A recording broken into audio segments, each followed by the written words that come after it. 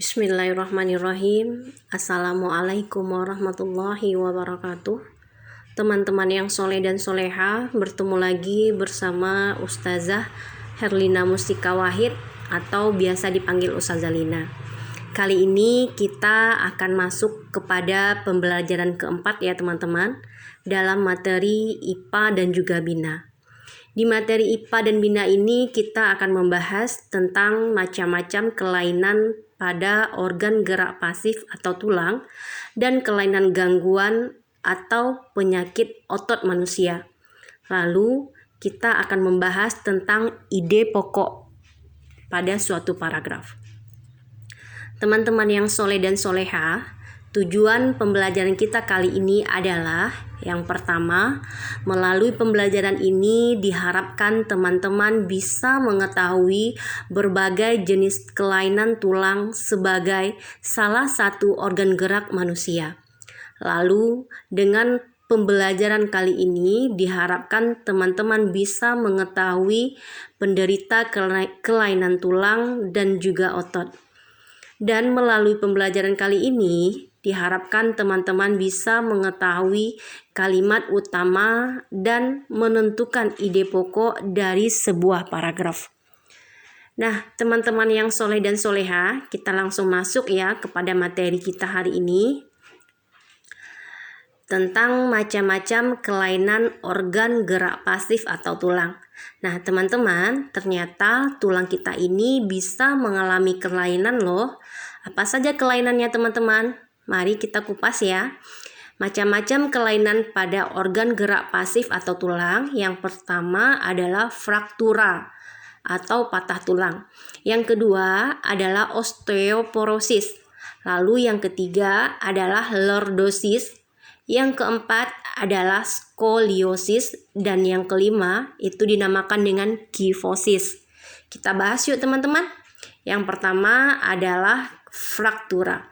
Fraktura ini adalah kelainan pada organ gerak pasif atau tulang. Silakan antum melihat dan amati gambar dari fraktura ini ya teman-teman. Fraktura ini adalah merupakan kelainan pada tulang akibat kecelakaan, baik kendaraan bermotor ataupun terjatuh. Fraktura ini sendiri dibedakan menjadi dua ya teman-teman. Yang pertama dinamakan dengan fraktura tertutup. Fraktura tertutup ini adalah patah tulang yang tidak sampai merobek kulit atau otot. Yang kedua itu adalah fraktura yang terbuka. Fraktura terbuka ini adalah patah tulang yang merobek dan menembus kulit dan juga otot. Yang kedua, kelainan pada tulang itu dinamakan dengan osteoporosis. Silakan antum amati gambarnya ya teman-teman. Ini adalah gambar tulang. Yang pertama itu tulang yang normal. Yang kedua itu gambar tulang yang sudah terkena osteoporosis. Osteoporosis adalah kelainan tulang yang disebabkan karena adanya pengeroposan tulang. Hal ini karena tubuh sudah tidak mampu lagi menyerap dan menggunakan kalsium secara normal. Nah teman-teman, berikutnya adalah fisura atau retak tulang. Fisura atau retak tulang ini merupakan kelainan pada tulang. Silakan antum amati gambar fisura ini. Fisura ini adalah kelainan tulang yang menimbulkan keretakan pada tulang akibat dari kecelakaan. Berikutnya adalah lordosis. Antum bisa lihat gambar anak laki-laki yang sedang duduk. Ini tulangnya itu seperti membengkok ya teman-teman. Lordosis. Lordosis ini merupakan kelainan tulang karena sikap duduk yang salah, sehingga tulang belakang melengkung pada daerah lumbaris. Hal ini akan mengakibatkan posisi kepala tertarik ke belakang. Nah teman-teman, posisi duduk ini perlu juga antum waspadai karena salah-salah duduk bisa mengakibatkan salahnya posisi tulang kita. Itu dinamakan dengan lordosis. Berikutnya adalah skoliosis. Antum bisa amati ini gambar anak laki-laki yang duduk seperti tulangnya agak membengkok arah ke kiri ya teman-teman. Ini dinamakan dengan skoliosis. Skoliosis ini adalah kelainan tulang karena sikap duduk yang salah, sehingga tulang belakang melengkung ke arah samping. Hal ini akan menyebabkan badan akan membengkok membentuk huruf S. Berikutnya adalah kifosis. Kifosis ini bisa antum lihat gambar seperti membungkuk. Kifosis merupakan kelainan tulang karena sikap duduk yang membungkuk, sehingga tulang belakang membengkok ke belakang. Nah, teman-teman, itu tadi pembahasan kita tentang kelainan pada tulang. Selanjutnya, kita akan bahas tentang macam-macam kelainan gangguan atau penyakit otot manusia. Kalau tadi kita membahas tulang, sekarang kita akan membahas tentang otot atau alat gerak aktif. Kalau tulang itu alat gerak pasif ya teman-teman. Nah, kalau otot ini adalah alat gerak aktif. Dia yang akan menggerakkan tulang. Nah, macam-macam kelainan gangguan atau penyakit otot manusia. Yang pertama itu ada namanya hipertrofi. Yang kedua itu atrofi.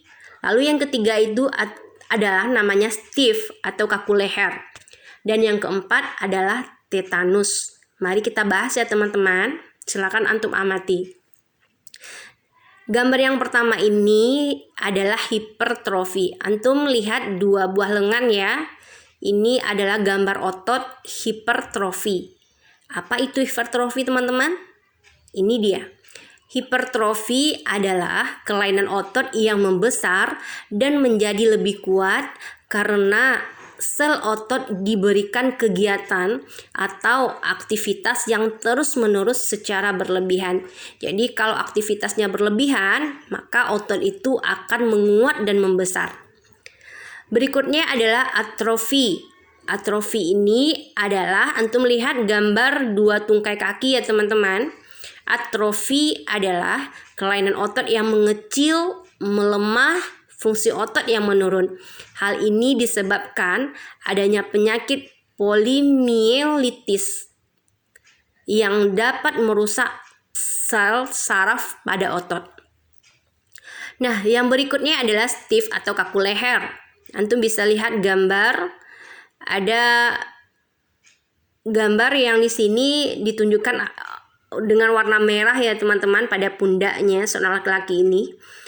Ini dinamakan dengan stiff atau kaku leher.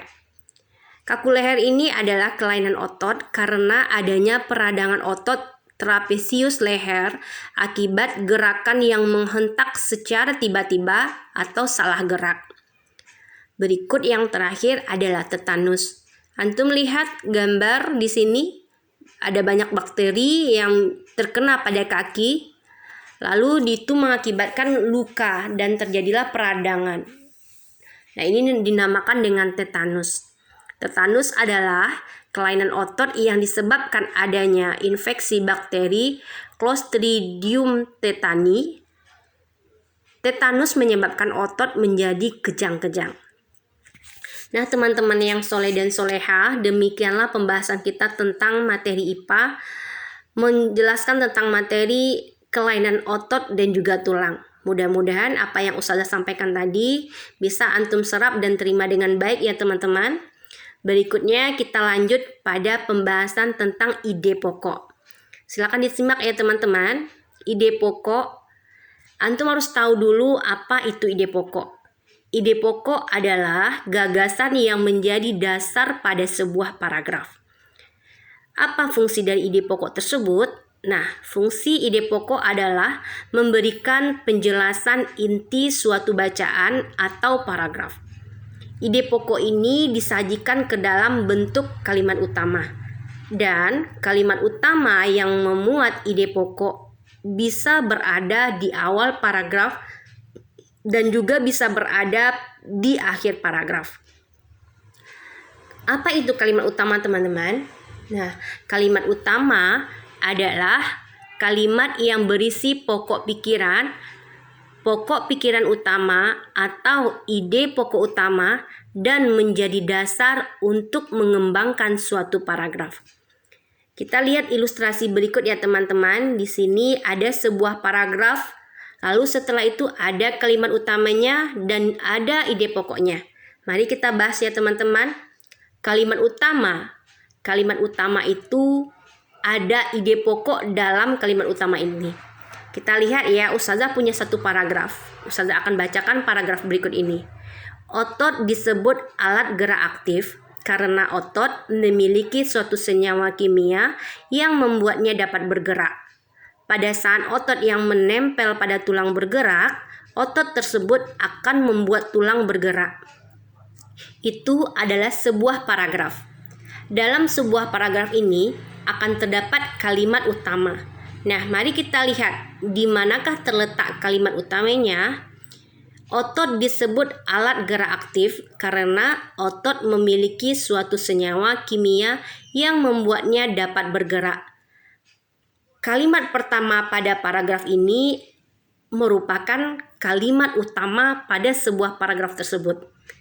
Ustazah ulangi ya, kalimat pertama pada awal paragraf ini merupakan kalimat utama pada paragraf tersebut, yaitu otot disebut alat gerak aktif karena otot memiliki suatu senyawa kimia yang membuatnya dapat bergerak. Nah, ini adalah kalimat utamanya. Dalam kalimat utama terdapat ide pokok.